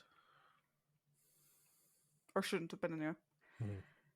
She clearly has taken over part of Benton's job by collecting the morning notices, reading through all the morning reports, briefing the doctor on everything that's going on, requisitioning all of his materials, developing good relationships with the science sourcing team to get him everything he needs. She'll be a good assistant. Mm-hmm. If that's what he needs, she's doing really well at it. Yeah. Do you know? And she's asking important questions, and she's, making, maybe sometimes random suggestions, Mm. but they're relevant. She would actually be a very good assistant. Is she Liz Shaw? No. But Liz Shaw shouldn't have been an assistant either. So, you know. You've sort of commented before that Joe is the sort of start of the something for the dads. Mm. I don't know if I entirely believe that. At least not at the beginning. Because while Joe is very pretty, if you compare it to some of the later something for the dad's characters, Yeah. or if you compare her back to Liz, whose skirt, as we mentioned, got shorter Mm. and shorter and shorter with each of her stories, Joe is presented, like I said, very childlike. She's wearing civilian clothing. She's wearing trousers, like bell bottoms, do you know, long like cardigan flowy thing. Mm-hmm. So I'm not sure if I'm seeing this something for the dads quite yet. It'll be like, I think, over the course of the next couple of stories, because like I do have memories of certain outfits by her, and they're like, Jesus, you're giving Liz a race run for her money in terms of the shortness, you know. Yeah. But I'm just saying, just because you've made that comment before, I Mm. was going to say that right now I'm not seeing that. Mm-hmm. But Oh yeah, we'll yeah, see how it progresses. yeah. Cool. So we have the prominent character of Rex. Now, would you consider Rex to be a villain or a prominent character? Prominent character because he's mind controlled, Yes. I would have liked to have seen a and he bit more. clearly tries to reverse everything he's done when his brain Yeah. wakes up. I now, one thing is that I think I would have liked to have seen a bit more of like mental rebellion when he learns out that he, like, because the master just says, "Oh, I've dealt with your father," Mm. but if he was to find out that his father was killed, Mm. I think I'd want to see either that acknowledged and having the rebellion, like the mental rebellion, then, because I think like his trying to break away from the control was very inconsistent in its pacing. Mm. But when you have two other villains in the Nestine and the Master in a 4-part story, Mm. and as well you've got Joe to introduce and Yates to introduce. I feel like there's always so much screen time that could have been given to him in relation Yeah. to that. Yeah, no, I agree. The thing about Rex himself, though, is separate to mind-controlled Rex. Hmm. Rex in general has serious daddy issues Oh yeah. and a massive inferiority complex stemming from said daddy issues. Hmm. And I almost love the fact that Michael Wisher is so great, right? Hmm. When the Master tries to control Farrell Sr. and it Hmm. doesn't work, you can get that Rex kind of cocks his head a little bit in sort of a, it didn't work on him, Hmm. but it worked on me. And you're like, yeah, you can see from Rex individually why it was so easy for the Master to take control of him. Yeah. And as well, like the way McDermott handles Rex, he goes like, "Look, I'll call your dad," and it's like, like, stop it, I'm in fucking control here. Like, Yeah. and sorry, he treats Rex like the way he treated him when he was a little kid, almost, Yeah. So yeah, like, yeah, I can see daddy issues there. I will say, terrible way for the fucking guy to die, like. Oh Jesus Christ! Like, Not only Yates fucking gloating, right? Fucking mhm, ignore that. But being mind controlled to walk out into an open field with armed soldiers with a mask on mhm, and getting shot to shit. And his poor mother, yeah, who has just lost her husband, or mhm, first lost a close family friend, mhm, then lost her husband, and has now lost her son. yeah, And the Doctor wants to meet the Master again and do Battle of Wits with him again. Fuck you, Doc John. yep. You inconsiderate Not prick. not a good one for you. No, definitely not. Then we have the Autons and the Master. So Autons first. Yeah. I think these Autons are creepier. Oh, way creepier. The, like, under mask, like the Mhm, Auton mhm. blank face thing is creepy as hell. But also they talk. Yep. They didn't talk last time. No, these ones talking have got a very robotic way of speaking, which is weird because they're made from plastic.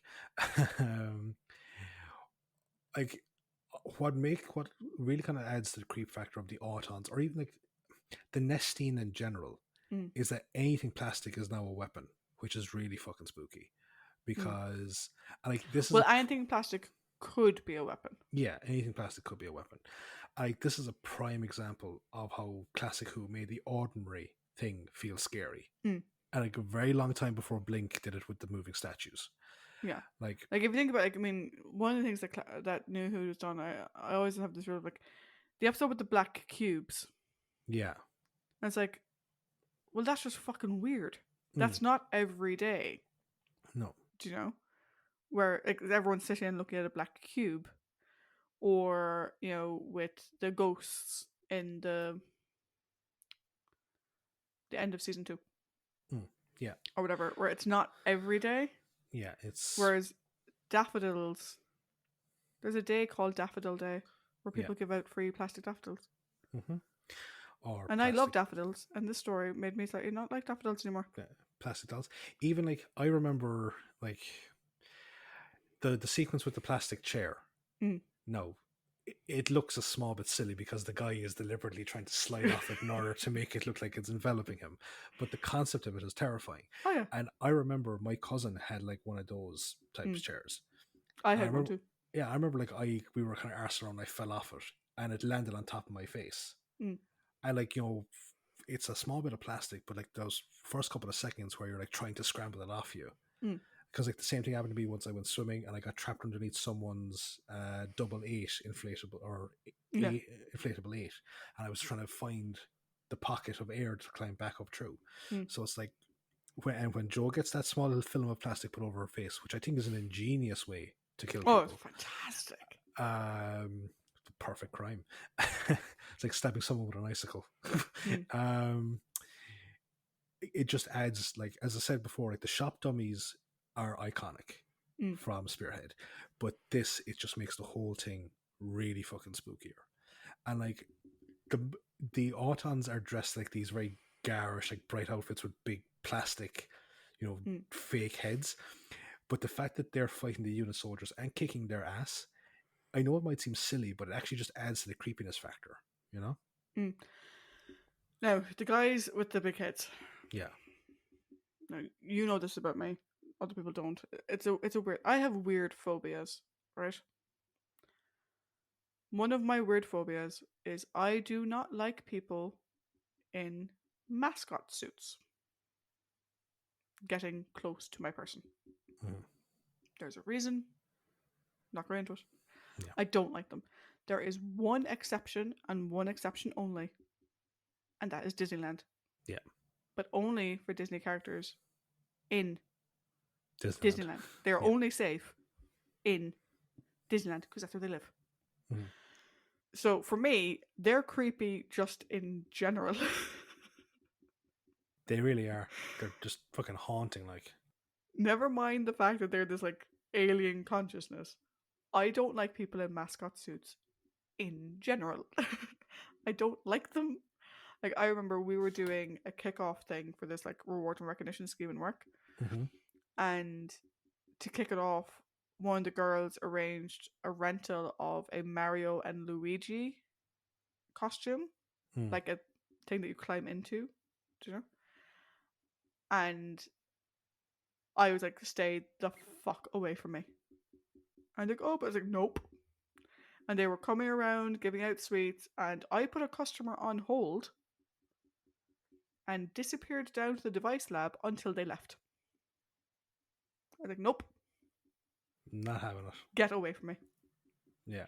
So I never would have been killed by the killer daffodil. Because even though I love daffodils, I wouldn't take one from a creepy fucking mascot thing. Yep. So I would have been fine. And that's how they didn't get you. One turns out, thing- it, turns out it was your sorry. Funko. Turns out it was your Funko Pop collection all along. What I like about the Autons in this is Mhm. they're given their own agency. Hmm. They had their own agency in Spearhead, and they still retain that agency here. Mhm. It's very clear that they are not slaves to the master. No. They have no qualms about, and like be that the nesting consciousness itself or the individual Autons. They'll wait around for him, sure. But if he takes too long, they're off. They're gone. They're doing it Yeah. themselves. It's kind of like, the trope of, like, when people, like, they summon a demon and the demon just kills them, and it's like, well, what the fuck were you expecting? I'm a demon. But I suppose, speaking of the man himself, The master. Holmes has his Moriarty, Bond has Blofeld. I have my hatred of alien societies wearing the same clothing, and now the Doctor I has have the Master. apparently guys in mascot suits. Yep. Well, that's a phobia. This is just an irrational fucking hatred. And now the Doctor has the Master. The master's so interesting as a character. I think the master, for the most part, there was one thing I thought was stupid. Which is? The fact that he turned around and helped the doctor at the end with the Nestine. What the fuck was that? It was not necessary for the story. The entire story, like you could have had the doctor figuring this out, and the master knocks over the brigadier, or like the doctor's like, "Brigadier, help me," and forget about him. You need to help me with this, whatever, and you could still have the ending be the same. It doesn't. It seems so out of character that he would have helped. As like, really, this guy who thinks like 5 steps ahead didn't consider this. No. Right. So it's a very fair point. And the only counter arguments I can come up with are the Doctor laid down the statement that if they take over the world, Hmm. you're gone. You're toast. No. It's clear that two scientists, or someone with at least working in knowledge of electronics, needed to reverse this signal. Hmm. So that's why he decided to help.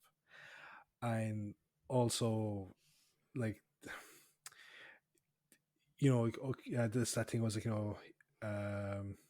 what's the point of being king on the world when it's the king, you're the king of an ash heap type thing. Hmm. So I think it was weighing up the odds. And again, in terms of not, planning 5 steps ahead, you're always going to be like assuming you're the smartest person in the room until someone actually kind of goes, well, actually, did you factor this in? Yeah, I don't. I just seemed very out of character for Mm. him. I don't think he would have stayed to help regardless. I think if they see it's a very rushed sequence. I'll admit that. So I think if there was a bit more back and forth between the two of them, Or if the Nestine communicated and said, we will destroy you all, and the master's like, see, I told you, Doctor, and the Nestine say something, and the Doctor's like, they mean you as well, yeah, and like the master realizes he's being double crossed. Mhm. Yeah, but it's not a double cross. It's a, well, I'm an idiot. yeah, I did a deal with the devil. Ah, dang it. And I was like, no, that doesn't line up with the man we've seen for the last 4 episodes. no, The man we've seen for the last 4 episodes always does his research. He chose to come to Earth at Mhm. this particular point in this particular time. He chose the people he was going to interact with. He did his research on them. He did his research on how to get into unit. He knew exactly what he was doing, and he had a workaround for every situation. Mm. He had the inflatable chair thing for McDermott. He had the troll doll for Farrell Sr. He had the phone cable for the Doctor. He had everything worked out. It's like, oh, Joe broke the thing. Oh, that's okay. It was just one option I had. It wasn't the only one. yeah, It's fine. That like that type of villain is great. And that's the Moriarty-ness. And that's where I find the whole like, what do you mean they're gonna kill me as well? Ah, fuck it. Like, what the hell? no. I will admit, like that, I can see the logic in him doing it, but I think the sequence is very rushed. I think the resolution to it is rushed. Yeah, I think here's okay. The invasion, Mhm. right? Your man, Yeah, what's his face? Vaughn. Vaughn. Vaughn's turnaround in the invasion. This same type of thing done much, much better. Yeah. Now, granted, over a longer stretch of time. But Vaughn's turnaround Mhm. is done much better. Oh yeah, absolutely. But no, that's what I'm If saying. you Like, can't do it justice, don't do it at do it. all. Yeah. God, that was such a good. He was such an amazing character. It really was. Yeah, but like, no, again, I love the Masters. Again, just like this maniacal. I don't know, maniacal, but it's just like this. It kind of reminds me a small bit of the Joker, because like, he does come across as this lunatic, but he's always got a plan. Like there's always something in the works, and that's what I feel with the Master. You can never be 100% confident that you have the upper hand on him. And one thing that I think again lends credence to the character is Roger Delgado, Oh yeah. because he just oozes effortless charisma, Mm. and his hypnotism is so believable because, like, he's a guy that can go from looking very, very stern to very, very charming, very, like, just at the click of a finger, Mm. which he does quite a bit in this story. His, as I said, his chemistry with John is amazing.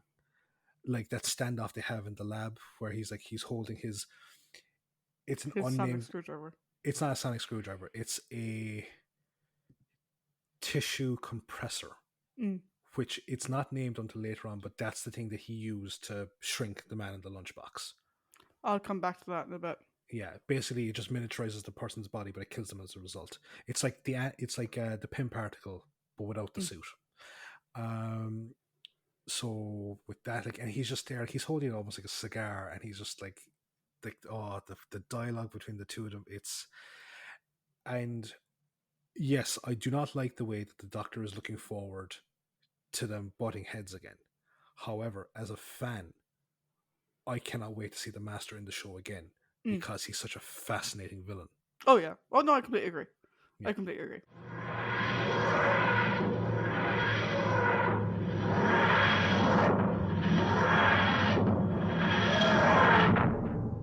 So we have reached the end of, again, another a landmark story for Doctor Who, because introduced a brand new character, or in Joe, sorry, brand new companion, and introduced a long-standing, very famous villain in the Master. Yeah, a lot of people see season 8 as like a soft reboot of Pertwee's era. Yeah. They've changed out the companion, they've redone Unit a bit, they've introduced another Unit character, they've introduced a new villain, Mhm. and a lot of people kind of see it as like a soft reboot. Yeah. And I can understand that they even have the same opening villain. Do Yeah. you know? Hmm. And Bit also on the we nose. and also we have another Time Lord in that sequence is weird because like, he just appears in midair and then he floats to the platform that the I get Doctor the is sense standing that on. his TARDIS materialized slightly off the platform, Yeah, so the chameleon circuit made it look like the sky, possibly. and then he just moved it closer Yeah, and stepped off, yeah, it's weird. and then stepped Uh, back in. But he yeah, pops in and out, yeah. which is weird. Although if your TARDIS was going to like, how would you have someone materialize in the middle of the sky? They would just appear out of fuck off nowhere Hmm. with a popping noise. Apparently, his TARDIS comes with sound effects. Pop. So yeah, I, I, for me, right, the best performances in this whole story are Roger Delgado and Nick Courtney. Yeah. Michael Wisher is good as well. Mm-hmm. Again, he's very good at playing tortured, very good at it.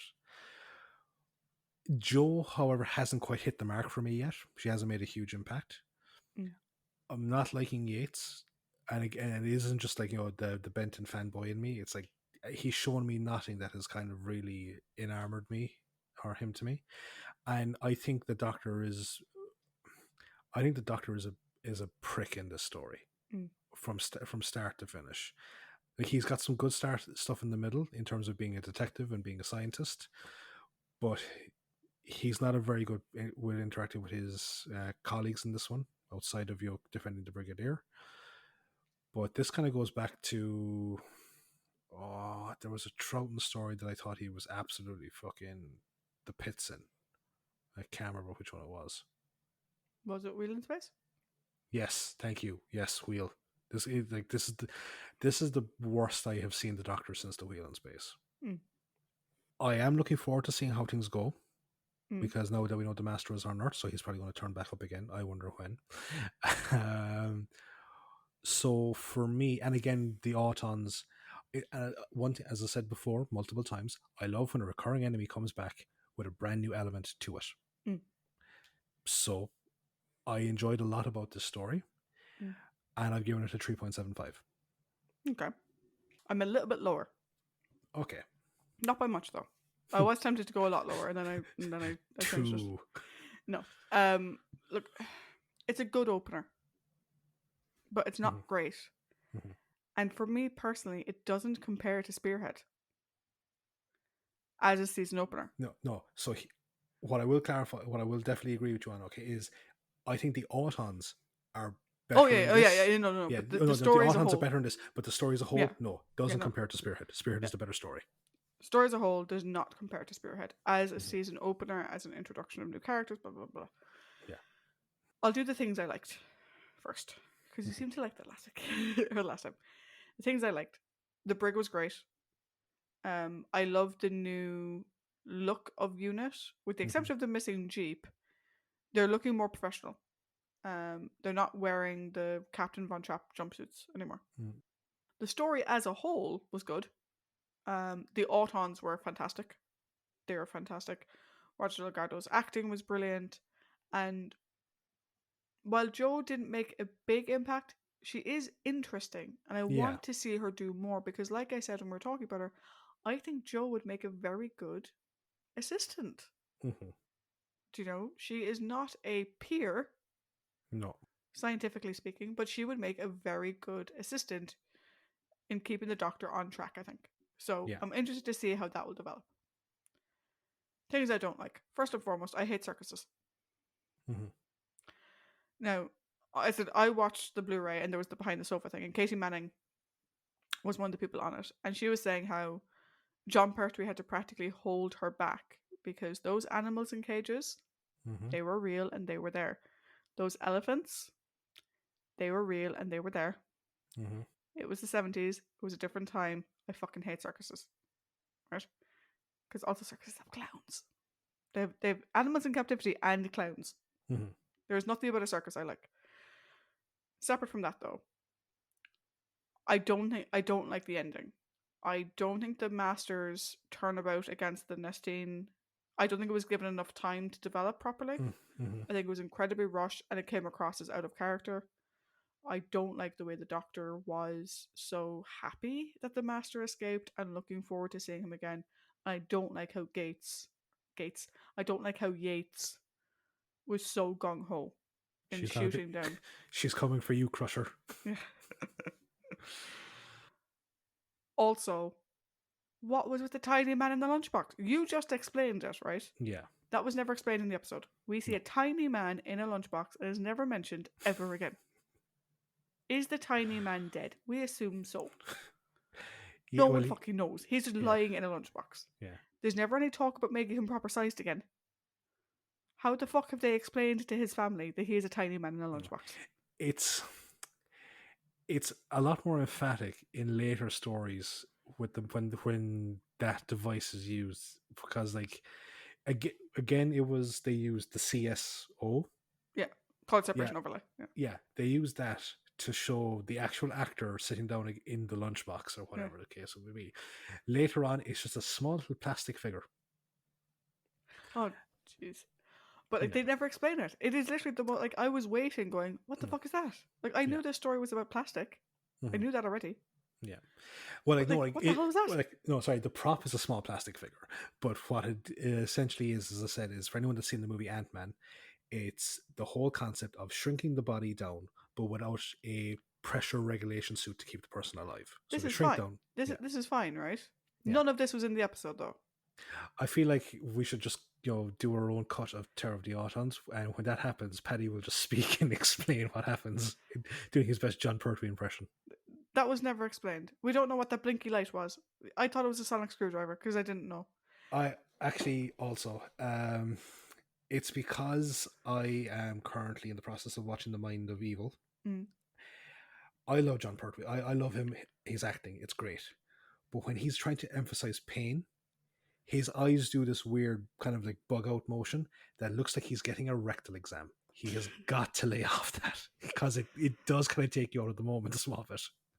But yeah, so I didn't like that. I didn't like the random plot point that went fuck off. Like of all the random plot points that go fuck off nowhere, tiny man in a lunchbox, really random, goes fuck off.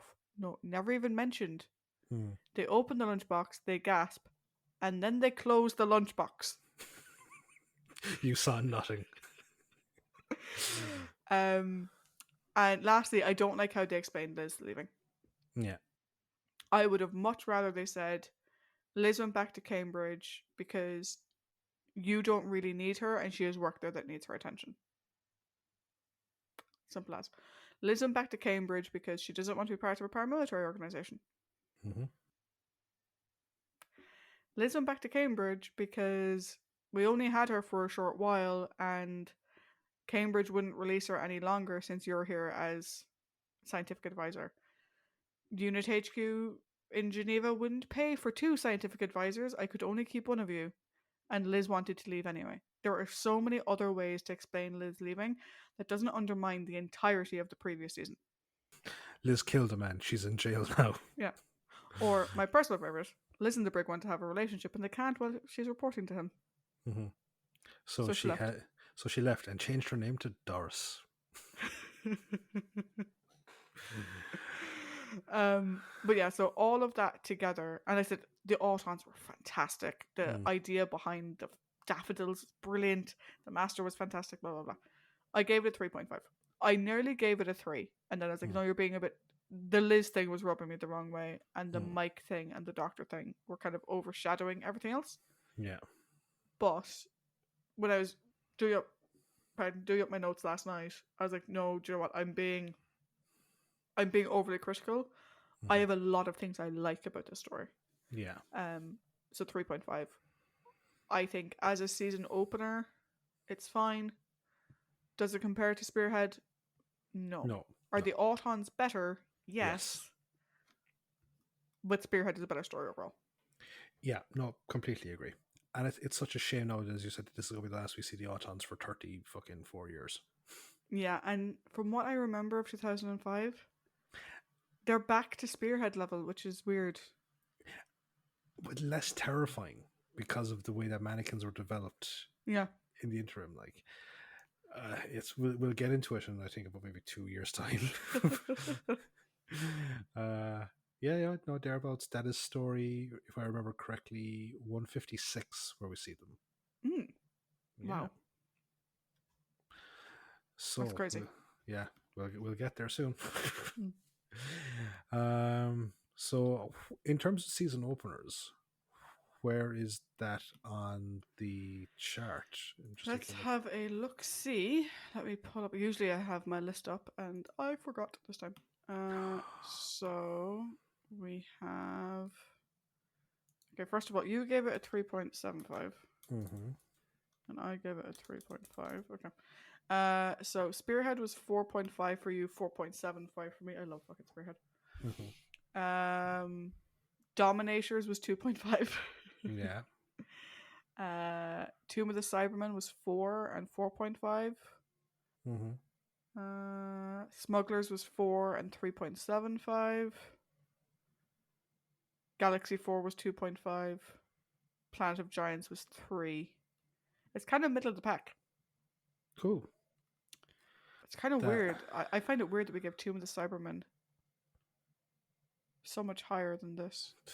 But I'm not remembering it very well. My brain is confusing it with the Ice Warriors.